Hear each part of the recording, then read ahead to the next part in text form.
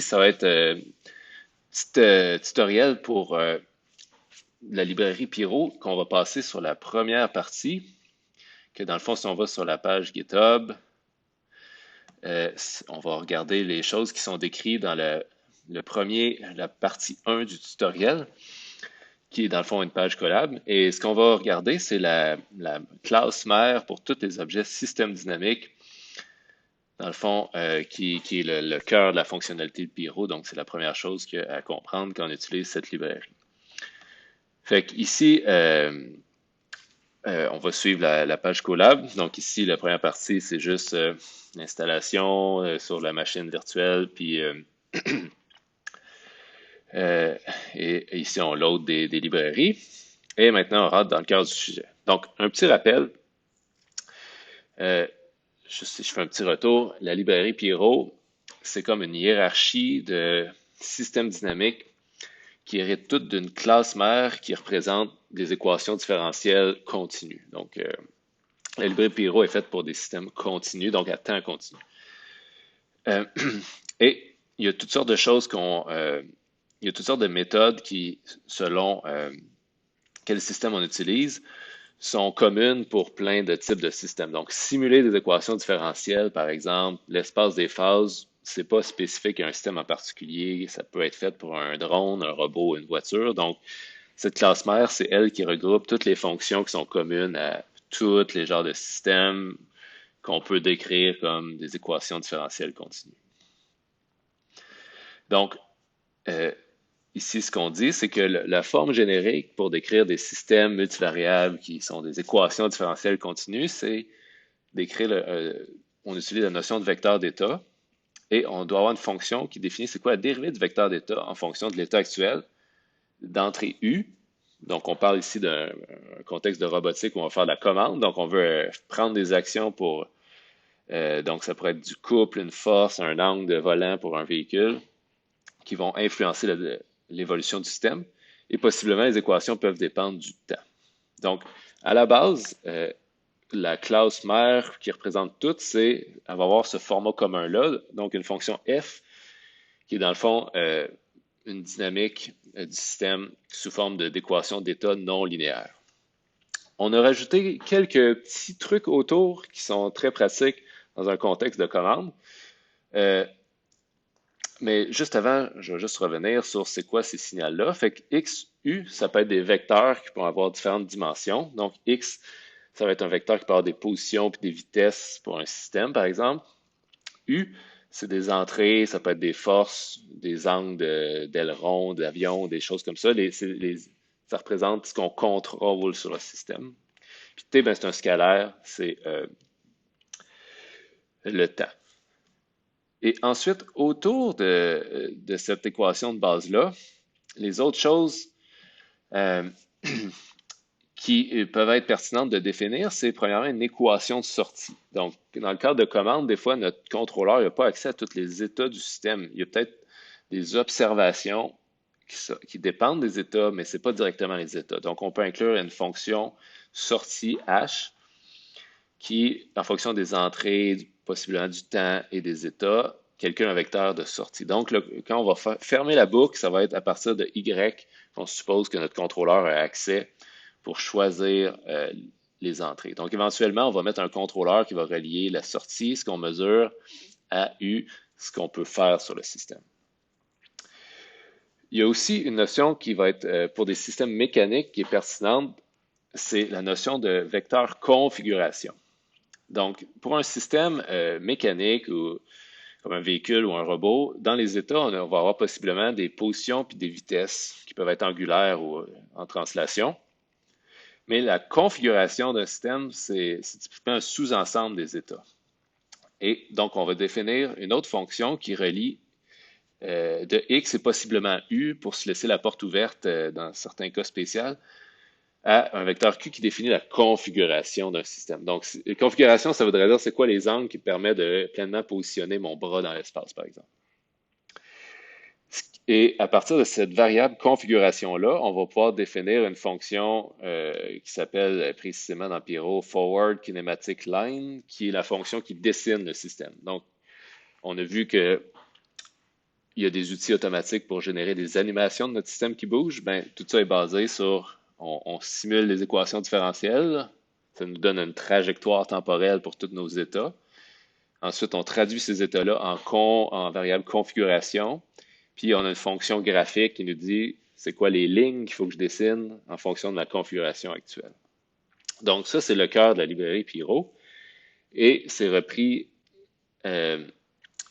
dans la classe mère qui est Dynamic System. Je vais ouvrir ici le code source. Je vais rouvrir ça du début. Donc, cette classe mère-là, où est-ce qu'elle est? Dans Pyro, est dans le sous-dossier Pyro, donc le cœur de la librairie. Ensuite, Dynamic. Et ensuite, c'est dans le fichier système. Donc, la classe mère, elle s'appelle ici Continuous Dynamic System. Le mot continu est là au cas où un jour j'inclus Discrete Dynamic System qui serait en temps discret, mais ici, pour le moment, tout est continu dans la librairie. Donc, on voit la fonction de base qu'il faut définir, c'est F. Okay, on va voir ici. Fait que la classe mère, elle implémente juste tout ce qui est autour. C'est tous ces enfants de cette classe-là qu'il faut qu'ils définissent leur propre fonction dynamique. Donc, si j'aurais une classe à créer pour utiliser mon propre système dynamique dans la librairie, il faudrait que je définisse une fonction f qui est exactement comme on l'écrit mathématiquement. Ça retourne x' en fonction de x, u du temps. Ensuite, la fonction de sortie qu'on parlait, ben, par défaut, c'est x est égal à y. Et on observe tous les états. Si on veut représenter une fonction, des mesures qu'on n'a pas directement les états, il faudrait changer cette fonction-là puis écrire dans notre code c'est quoi la relation entre y puis x, u et t. Ici, on a une fonction qui est utilitaire là, que si on veut, si je reviens ici, si on veut créer rapidement un signal U qui dépend du temps pour tester comment notre système va réagir, on peut ici remplacer cette fonction-là par une fonction qui dirait U est une fonction du temps quelconque. On pourrait envoyer un sinus, par exemple, ou un step. Mais ici, comme on peut mettre du code source, donc n'importe quoi qui dépend du temps qu'on pourrait écrire ici. Par défaut, on voit qu'il y a un vecteur qu'on appelle U bar, qui est comme un signal d'entrée U constant qui va être envoyé par défaut quand on simule le système. Si je reviens à ce qui est initialisé, dans le fond, ça c'est comme les différentes variables de base qui sont utilisées par d'autres méthodes qui tournent autour de cette classe-là. Ben, il y a le NMP, ça c'est les dimensions de respectivement le vecteur d'état, le vecteur entrée et le vecteur sortie. Donc ça dit est-ce que j'ai un système avec une entrée, deux états, une sortie? C'est ici que tout ça est défini. Ensuite, il y a le nom. Ça, c'est juste pour les graphiques.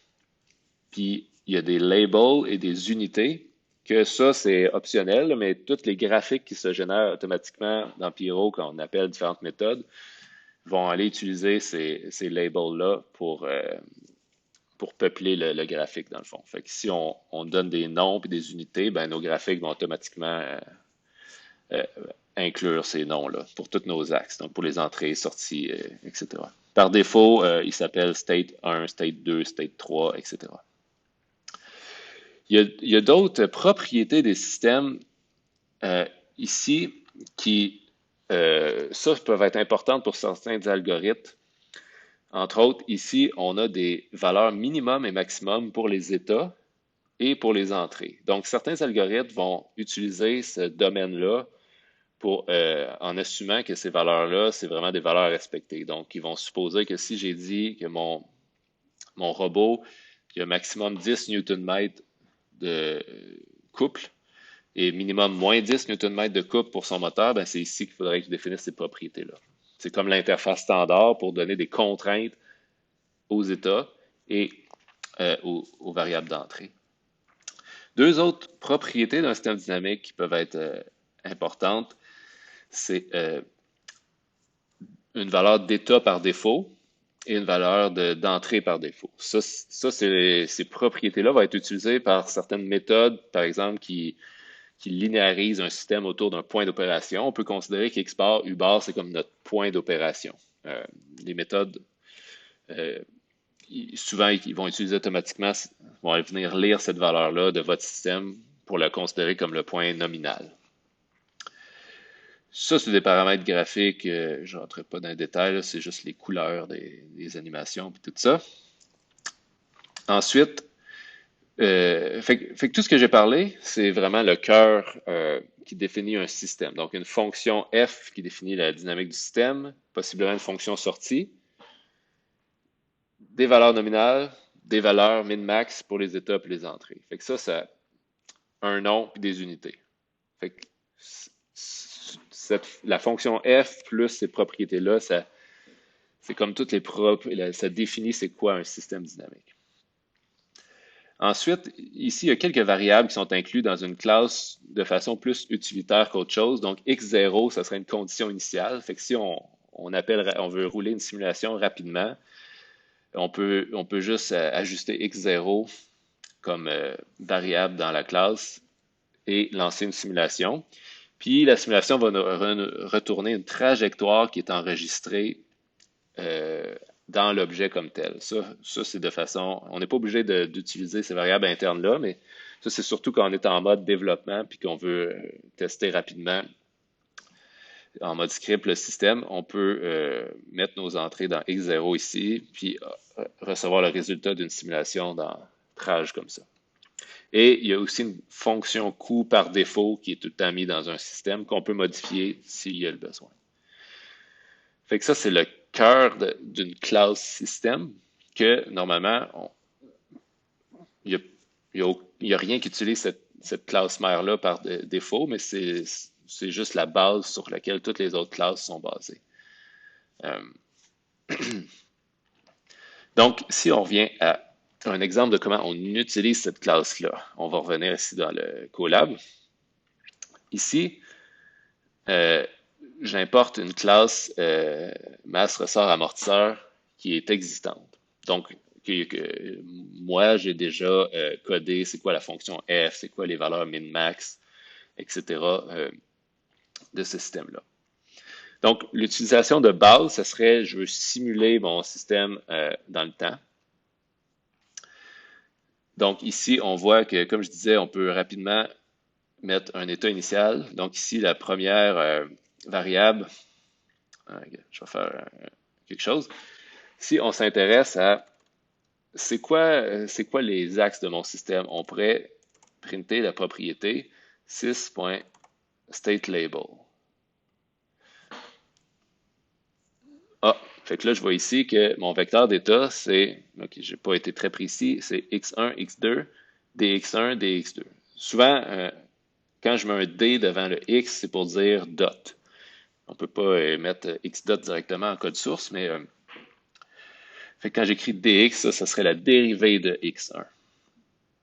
Fait qu'ici, on voit que mes conditions initiales que j'ai mis, c'est un système qui est à 1 en x, en x1, puis 2 en x2 ici. Puis on voit que c'est effectivement là où ça démarre. Puis la vitesse de ces 2 degrés de liberté-là démarre à 0. On voit que j'ai simulé. Ici, on peut passer un argument, un temps de simulation. On pourrait aussi passer d'autres arguments comme le nombre de time steps qu'on veut. Puis, comme on voit ici, des types de solvers si vous avez des besoins plus précis en termes de simulation numérique. En arrière de ça, c'est la fonction de SciPy qui est utilisée là, pour résoudre des équations différentielles. Ça, c'est comme juste un wrapper sur SciPy pour cette fonction-là. Regardez des signaux comme ça, des fois, c'est bien, mais on peut vouloir extraire les données de ces signaux-là. Fait que là, ici, vous voyez que la fonction plot trajectory, elle génère cette figure-là automatiquement. Et on voit, quand je disais tantôt là, que les labels sont utilisés pour peupler les axes automatiquement, on voit ici que c'est apparu ce qui était écrit. Si je veux utiliser les données, ben, le résultat de ma simulation est stocké automatiquement dans sys.traj. Puis, il y a plusieurs signaux qui sont inclus dans une trajectoire. Il y a X, il y a U, il y a le temps, et il y aurait la sortie aussi Y qu'on pourrait utiliser. Donc, si on revient à ça, mais dans le fond, ma trajectoire, c'est comme un signal temporel pour toutes mes U, toutes mes X, toutes mes Y, puis toutes mes X dot aussi. Fait qu'ici, si je veux les extraire, là, on voit que j'ai simulé, j'ai 10 001 points par 4 parce que j'ai 4 états, puis bon, temporellement, j'ai 10 000 points de discrétisé. Euh, ici, la valeur point X, c'est directement un vecteur, un objet NumPy. Fait que si je refais un petit truc de code ici,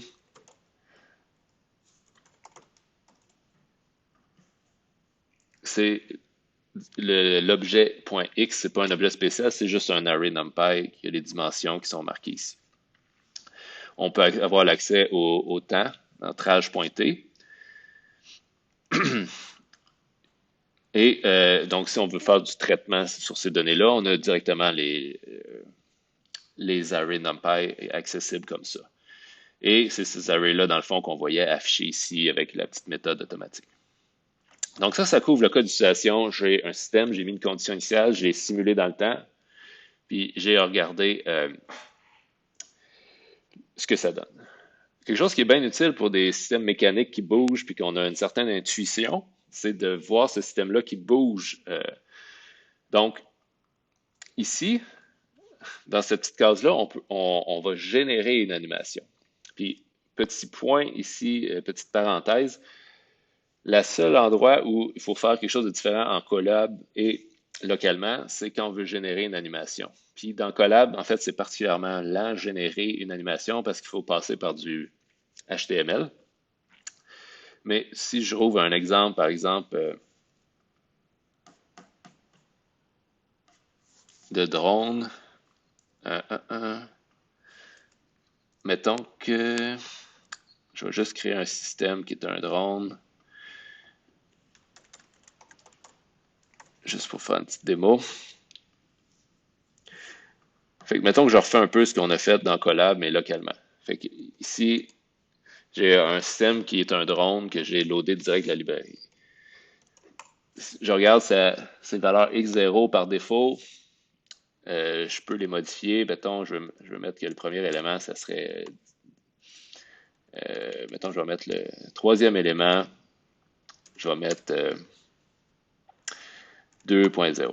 Fait que là, mon x0, c'est une nouvelle condition initiale. Je peux faire 6.compute trajectory, puis par défaut, c'est 10 secondes. Mais si on veut changer quelque chose, mettons, je vais mettre 3 secondes.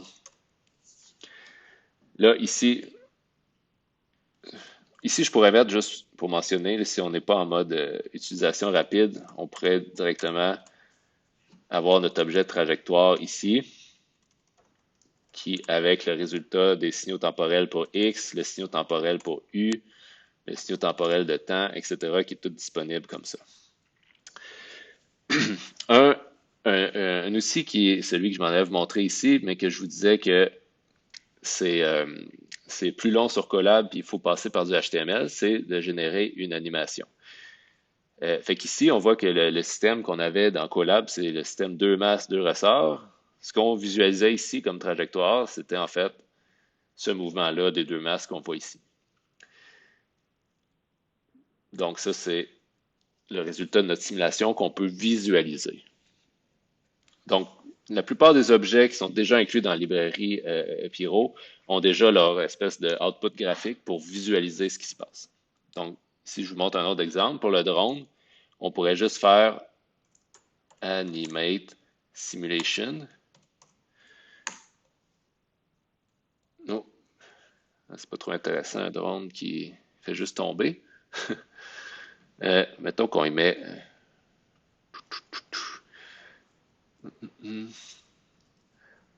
Je vais vous prendre un autre système qui est plus intéressant quand il ne se passe pas rien. On peut voir quelque chose. From pyro.dynamic, import pendulum. On va loader un exemple de pendule.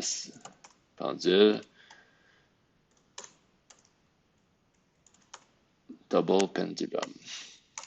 OK, fait que là, j'ai un nouveau système qui est un pendule double. On va regarder son X0. Je vais le déplacer un peu pour que mon pendule il tombe.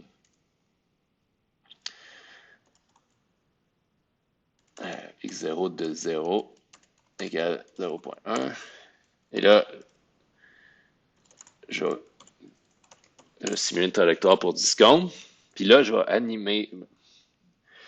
Ben, avant de l'animer, je vais juste vous montrer c'est quoi le résultat de la trajectoire. Donc, plot trajectory. Ça, c'est, on voit les signaux temporels pour les états du système par défaut. Et ici, je pourrais dire maintenant sys.animate simulation et j'aurai mon pendule double. On voit le résultat de la simulation qui est le pendule qui bouge. Fait que vous voyez que, mettons, localement sur un ordinateur, ça c'est assez rapide versus sur Colab. À cause du HTML, c'est un peu plus long. C'est peut-être l'inconvénient de Colab. Donc, si on donc, quand on a un objet système dynamique, on peut mettre des états initiales, simuler et l'animer pour voir ce que ça donne. Ensuite, qu'est-ce qui peut être intéressant, c'est que là, ce qu'on a fait à date, il n'y avait pas d'entrée. Les entrées étaient par défaut à 0, par exemple. Il n'y avait pas de coupe sur mon pendule. Je n'avais pas de force appliquée sur mes masses.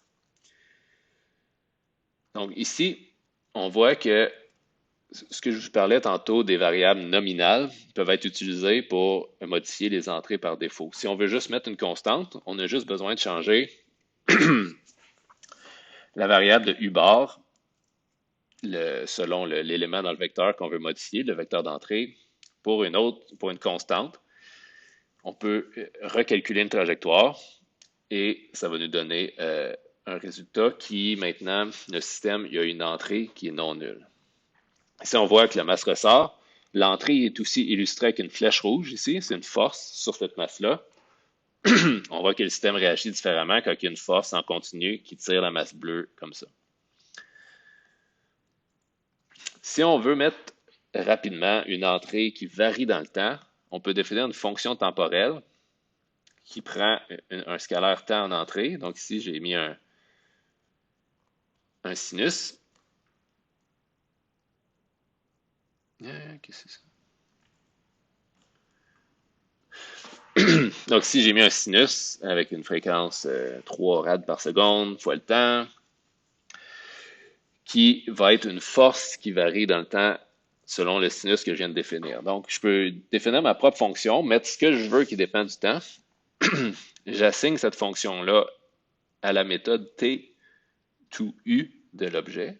Ça, c'est comme si, dans un certain sens, l'équivalent, c'est de plugger ici une fonction qui dépend du temps pour U. Et on voit ici, oh, mon système maintenant, il y a de la flèche, on voit qu'il y a sur un sinus, j'ai comme une force qui s'applique de façon sinusoïdale. Puis j'ai mon système qui varie dans le temps comme ça. Puis ici, là ici, on animait le système, mais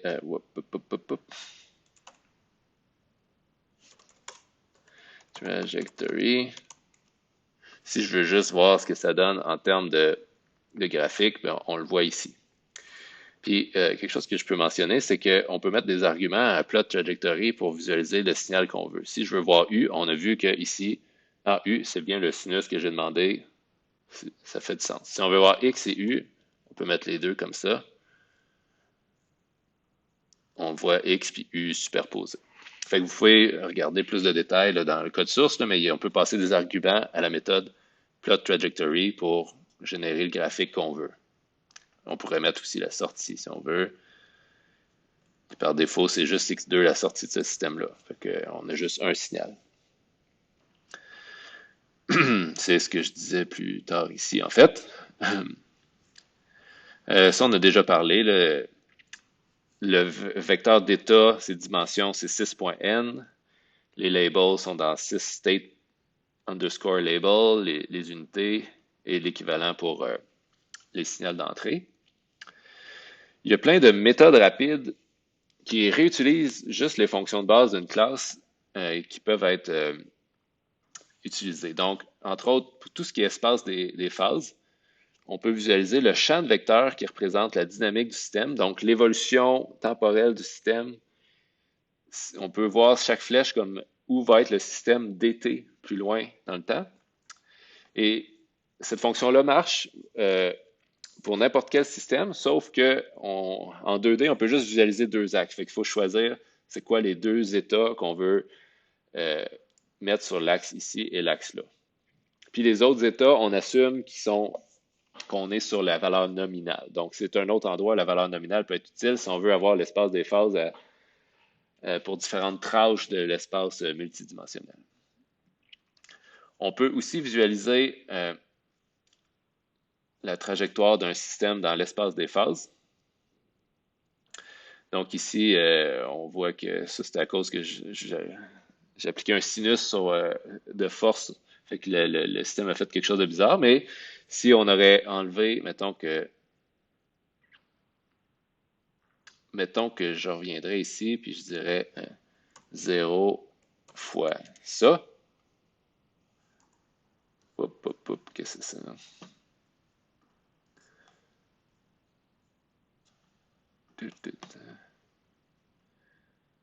Ah, OK. Mettons qu'on dirait que... Je vais juste commenter ça, je ne veux pas régénérer toute l'animation. J'ai fait un x0 ici pour plus qu'il y ait de force. Je vais juste recalculer ma trajectoire ici. Puis on va essayer de l'afficher dans l'espace des phases, voir ce que ça donne.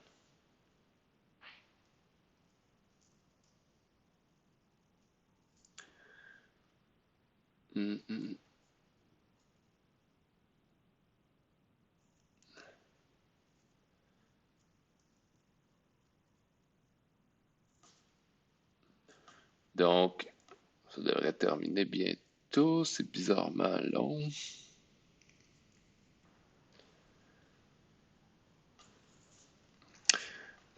On pourrait revisualiser ça. Si lui termine. Attendez un peu. Je vais le faire local, ça va être plus simple. Donc, si on rouvre le même système. Je vais ouvrir un pendule. Ça va être intéressant, l'espace des phases d'un pendule.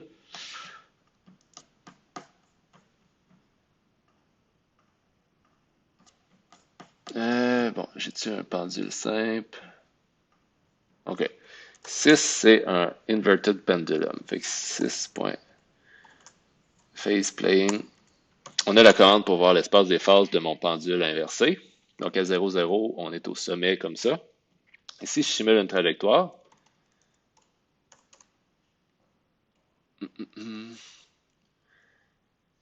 Mettons que je mets mon pendule à...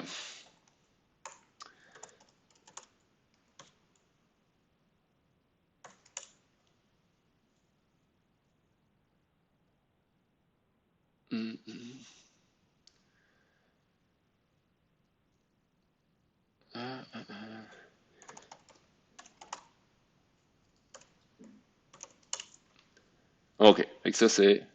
Oh, j'ai une force sur mon pendule.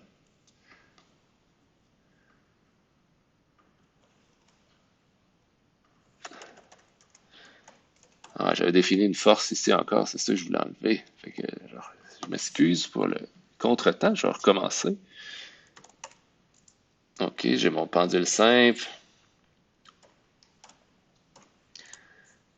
que je vais mettre à 3.0. On va calculer la trajectoire. On va animer la simulation, juste voir une trajectoire que j'espère que j'ai plus de force. OK, on a enlevé la force. Là, j'ai juste mon pendule qui oscille.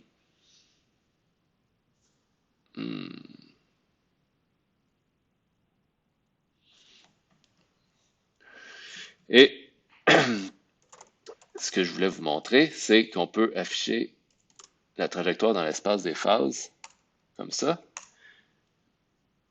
pour voir comment le système a suivi son champ de vecteurs, comme ça ici. Donc, on voit ici que le pendule est remonté pas mal au point d'équilibre ici. Là, ici, pourquoi j'ai fait c'est juste que je pense que côté énergétique, le solver, il a peut-être utilisé un pot de temps un peu trop gros. Là. On dirait que le système avait plus d'énergie pour. Son énergie a augmenté, puis ça serait pas réaliste que le pendule fasse ça pour vrai. En tout cas, mais petit détail insignifiant. C'est l'important. Ce que je voulais vous montrer, c'est juste comment utiliser la fonction pour afficher une trajectoire. Donc, ça a fini par recalculer, on dirait.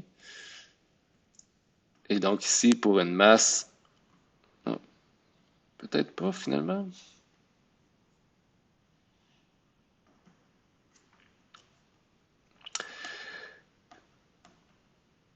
Le système il oscillerait autour de l'équilibre comme ça avec sa masse.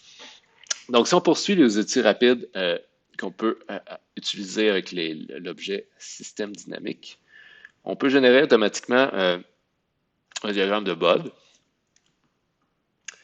Donc, on voit ici que tout ça est fait automatiquement, mais il faut choisir une entrée puis une sortie pour un diagramme de Bode. Donc, on voit ici que dans ce cas-ci, par défaut, ça a été le premier élément du vecteur d'état et le deuxième élément du vecteur d'état. Mais si je mettrais, par exemple, 0,2, non, il y a juste une sortie à ce système-là.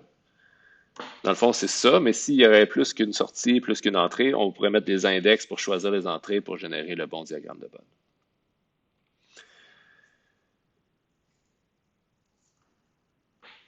Ici, on peut faire la même chose et au lieu de générer un diagramme de Bode, juste calculer les pôles et les zéros pour une fonction de transfert entre une entrée et une sortie. À noter que si on a un système qui est non linéaire, cette fonction-là en arrière va automatiquement linéariser le système autour du point d'opération qui est déterminé par U bar et X bar.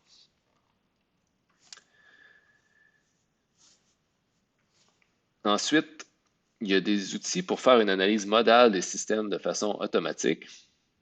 Donc ça, je peux vous le montrer pour le pendule double. Ça, c'est probablement le plus intéressant. Donc, mon système, c'est devenu le pendule double. Et j'ai une fonction pour faire une analyse des modes. Donc, si je regarde, c'est quoi le premier mode du pendule? Un peu. On va changer. On va choisir un point de linéarisation pour commencer en sélectionnant X bar. Donc, je vais mettre X bar. Je vais mettre ça à moins 3,14. Donc, mon pendule, je vais linéariser autour de son point d'équilibre dans le bas. Et maintenant, je vais analyser les modes autour d'un point d'équilibre, ce qui fait plus de sens qu'un point stable. Donc, on voit que mon pendule, si je linéarise en bas comme ça, il y a un mode à cette fréquence-là qu'on voit animé comme ça. Les modes sont dédoublés, fait que le deuxième index, je vais en sauter un en fait, ça serait le numéro 2. Puis, il y a un autre mode ici à cette fréquence-là. Fait que ici, qu'est-ce qui se passe en arrière de la machine pour faire ça automatiquement? C'est que le système linéarise l'équation f qu'on lui fournit automatiquement autour des points nominaux qu'on lui fournit avec la variable x bar, u bar. Puis, on calcule les valeurs et vecteurs propres des matrices linéarisées de la dynamique du système. Puis, on régénère une animation basée sur une trajectoire qu'on aurait débutée sur directement un vecteur propre du système. Fait que c'est ça qui se passe en arrière. Donc ici, pour les masses, là, on voit qu'on a fait la même chose. Là, à part la petite affaire que ici, il faut générer du code HTML, c'est la même chose qui se passe. On voit le mode ici 0. Puis si j'exécute lui, on verrait un deuxième mode ici. Donc ici, dans le Colab, on utilisait la librairie inspect pour afficher le code source du système pour voir c'est quoi qui était en arrière. Mais comme moi, c'est plus agréable de regarder directement le code source directement. Je l'ai ouvert. On peut regarder c'est quoi qui définit le pendule simple juste pour avoir un exemple.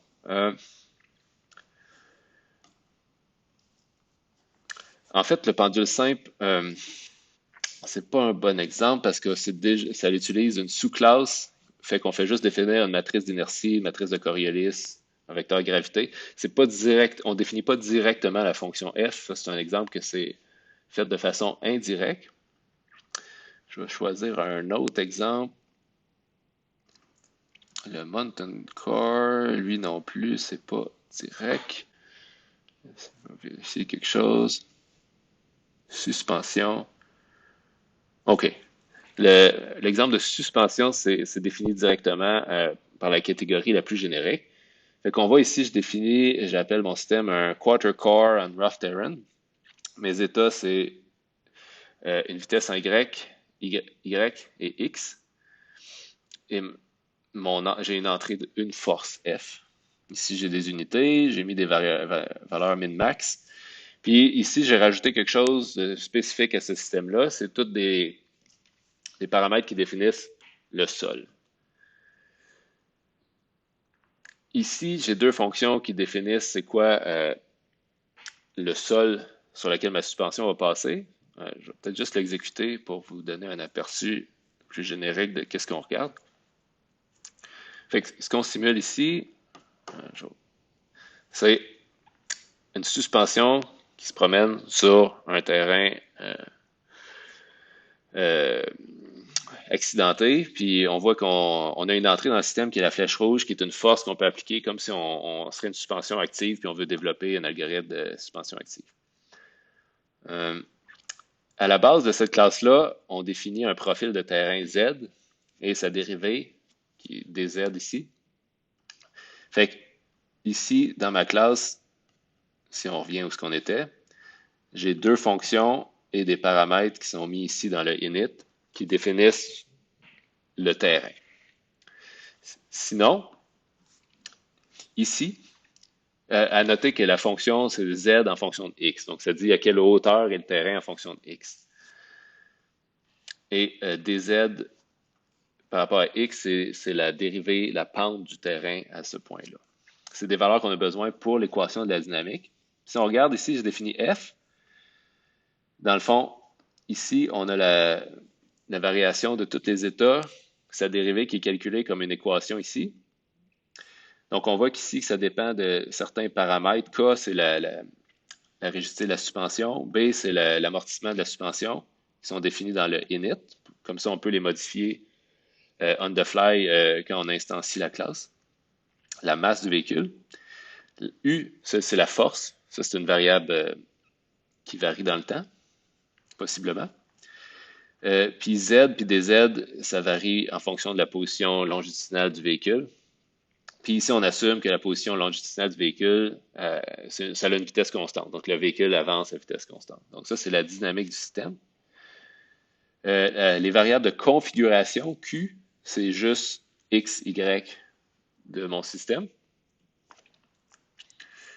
Et ça, c'est une fonction qui définit le domaine quand on affiche les animations. Donc, ici, c'est un domaine dynamique pour suivre le véhicule qui avance sur le terrain. Et ça, c'est l'animation qui dessine la petite animation qu'on voit. On voit que ça dépend juste de la variable configuration. Ici, je dessine une ligne du sol, fait que ça, c'est constant dans le temps. Et ici, j'ai des points qui dépendent de mes variables, dans le fond, pour dessiner une masse, un ressort, et dans la fonction kinematic line plus, ça, c'est qu'on se permet de définir des lignes qui dépendent des entrées U. Donc, ici, on dessine un vecteur force, la flèche rouge, qui est qu'on voyait là, quand j'animais mon système. Donc, si je le réanime, on voit que j'avais différentes lignes. J'avais des lignes noires qui étaient mon ressort, que ce serait ça ici, black, une ligne noire.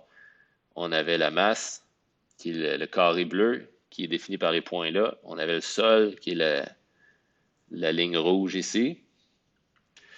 Puis la flèche rouge ici, qu'on voit, est définie ici.